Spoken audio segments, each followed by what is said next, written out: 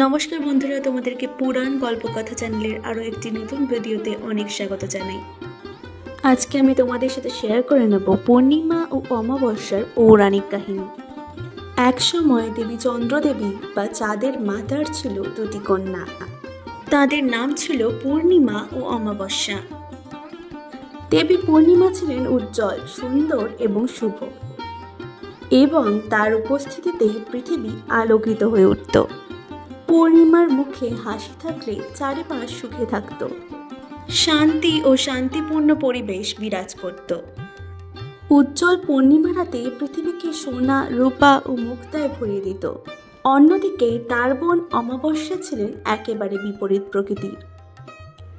অমাবস্যা ছিল অন্ধকার, শোকময় এবং দুর্দশা, যার কারণে পৃথিবী একেবারে অন্ধকারে ঢেকে যেত। অমাবস্যার রাতে পৃথিবী এক ধরনের ভয়ের পরিবেশে ঢুকে পড়ত।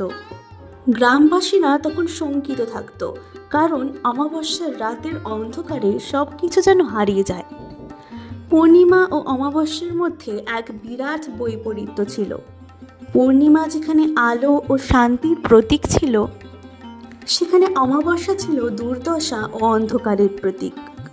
একসময় পূর্ণিমা তার বোন অমাবস্যাকে বলে, আমাদের দুজনের মধ্যে বিরোধ থাকা সত্ত্বেও একে অপরের পরিপূরক। আমার আলোতেও তোমার অন্ধকারের প্রয়োজন, এবং তোমার অন্ধকারের পর আমার আলো আসে। আমাদের দুটি সময়ের মধ্যে এমন এক সম্পর্ক রয়েছে যা চিরকালীন।